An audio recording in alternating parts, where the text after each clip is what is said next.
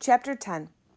Dragging along and thinking of all the dreadful things that had happened, John had walked about halfway home when he heard the cheery voice of his father. "Hello! Hello!" called Mr. Midas, crossing over from the other side of the street. He was on his way home from the station. "You left the party rather early, didn't you?" "What?" Mr. Midas had just seen the patches and streaks of chocolate that were drying on John's face and on his clothes. "Good gracious," he said. "No wonder you left the party early. How did that happen?" John burst into tears. It had all been so awful, but now he could tell his father about his terrible day.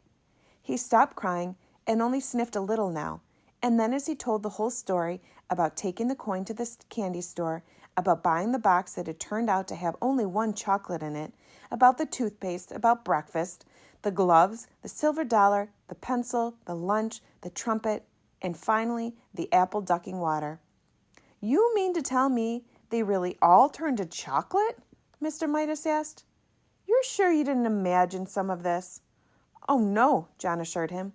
"Well," Mr. Midas said, still looking doubtful, "we're only a couple of blocks from that candy store of yours. Not that I've ever noticed one there. Suppose we stroll over and ask the man whether his chocolates always do strange things to people."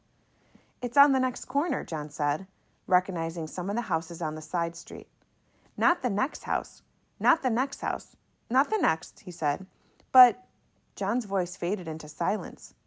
The corner where he had found the candy store was nothing now but an empty lot, flat, open ground littered with a pile of rusty tin cans and broken bottles around a splintery old sign saying "For Sale." Said Mr. Midas, frowning anxiously at John. "I think we'd better pay a visit to Dr. Cranium before we go home." "That's where the store was, though," John protested, beginning to cry. He had shed more tears in that one day, it seemed, and certainly eaten more chocolate than in all the other days of his life put together. "I know it was." Dr. Cranium was a busy man. As luck would have it, however, he was able to see Mr. Midas and John almost at once. "Well, well, well, well, well," said Dr. Cranium. "And how are we getting along now, John? Have we cut down on our candy, eh?" "How do you know?" John responded dully.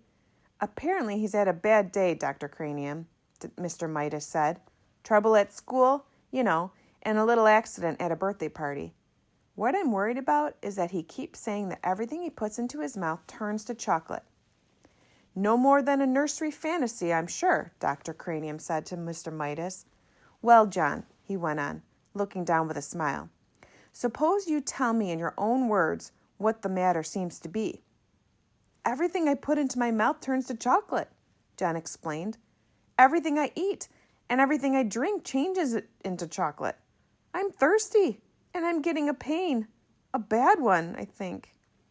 Dr. Cranium sighed patiently and invited John to open his mouth and say, "Ah." "Ah," John said.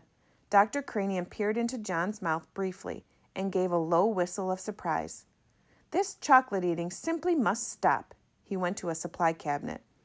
"I don't think there's any time to be lost," he told Mr. Midas. "I'm going to give the boys some of my own special compound, Dr. Cranium's Elixir. I call it. Never fails." Dr. Cranium selected a large bottle from one of the cabinet's crowded shelves. He removed the top from the bottle. He got a spoon from another shelf. He filled the spoon with an oily, greenish, yellowish medicine that had yellowish, reddish lights glinting in it. "It doesn't taste very pleasant," Dr. Cranium warned John in a pleasant tone of voice. "But I'm sure it'll do the trick. Clear the stomach and clear the mind. That's what I always say." Dr. Cranium offered John the brimful spoon. "Must I?" John asked the father. "I know it'll turn into chocolate." "Go on," Mr. Midas nodded encouragingly. "Drink it down." John took the spoon between his lips. The medicine turned to chocolate. The spoon turned to chocolate. John choked and spluttered, and chocolate syrup spurted from his mouth. Dr. Cranium dropped the spoon in alarm. When it struck the white tiled floor, the chocolate handle snapped into several pieces. Mercy, said Dr. Cranium. I've never seen anything like it. The boy's whole system seems to be so chocolatified that it chocolatifies everything it touches. After he had recovered somewhat, the doctor went on. I believe that this must be an unprecedented case of chocolatitis. I shall call it Cranium's disease. I shall want to make an exhaustive study of the child. I think John has had enough excitement for one day, Mr. Midas said.